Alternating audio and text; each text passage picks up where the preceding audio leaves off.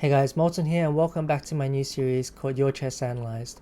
In this series I'm going to go through viewer games and games of players below master level where I feel a lot of common mistakes are being made, how to take advantage of them and how to punish them in your own games. The first example I've chosen is a near perfect Sicilian played by Black, and even though White's response isn't seen so much at the high level, it's seen heaps at the lower level, and this is an excellent way of how to play against it. So I hope you enjoyed this video and I'll see you in a few seconds.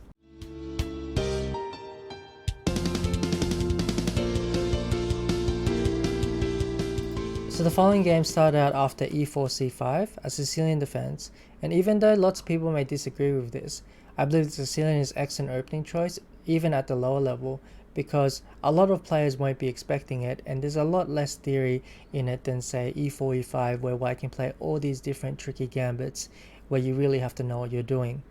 So after e4 c5, a lot of people won't even opt for an open Sicilian. They'll instead go for sidelines, and an opening move which I see a lot at the lower level is bishop to c4. After this, Black should answer with the move pawn to e6 to shut this bishop out of the game, and your job is to keep this bishop locked up for as long as possible. White played the move knight to c3 here, and in this position Black played the move knight to f6, with the idea that if White pushes e5, then we'll answer with the move pawn to d5. Otherwise we'll answer with the move pawn to d5 anyway, to just put 2 pawns in the center. After the move pawn to e5 here, the Black knight has no moves, so we have to counterattack with d5. And White captures the knight on f6.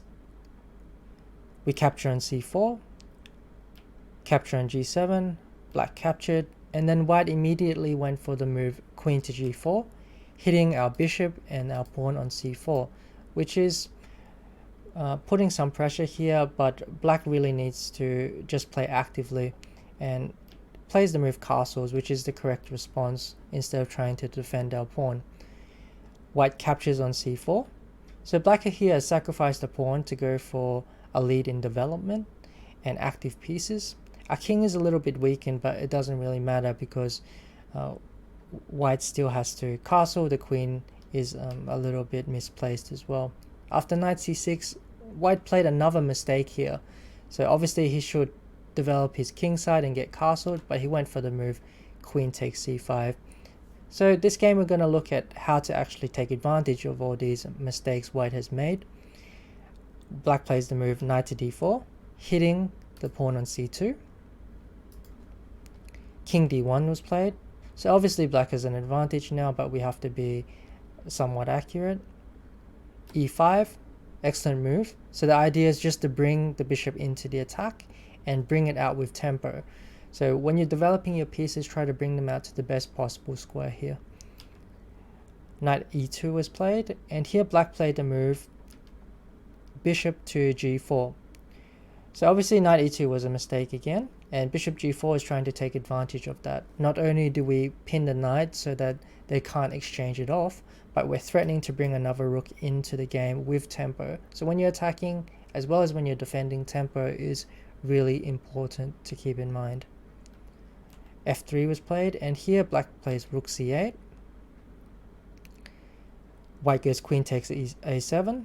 So White is really pawn grabbing too much here and just disregarding the king entirely. So here we can play the move knight takes c2, but then it gets very unclear because if they take the bishop, we take the rook, and you have to be careful when you're attacking because the initiative can easily die out if you're not careful. Here our initiative is already starting to peter out and the knight can easily get trapped and we can find ourselves on the defensive. So instead Black played the move bishop to f5, excellent move to keep the attack going. Knight takes d4, pawn takes. The only move here to defend on c2 is d3. Black plays the move queen to c7, hitting the c2 pawn. Queen goes to a4, b5 is played to try and displace the queen from c2, queen b3, and now bishop to e6. And we can see the queen has no squares to defend c2. And here White played the move queen takes b5.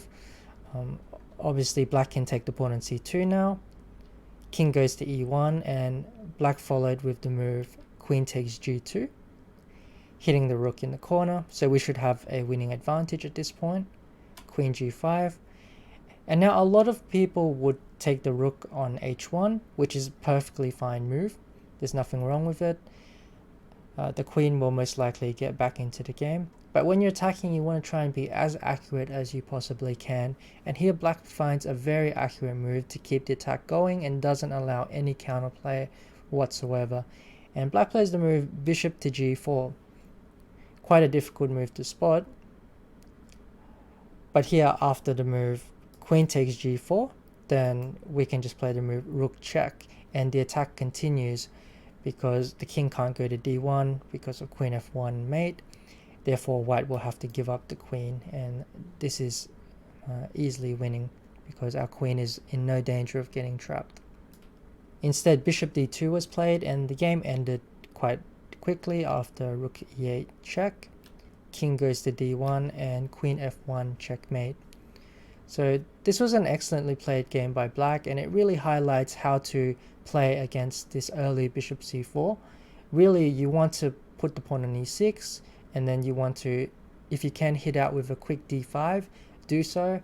You can also play a6 b5, but really you need to keep this bishop on c4 shut out of the game, and this is your main advantage for black.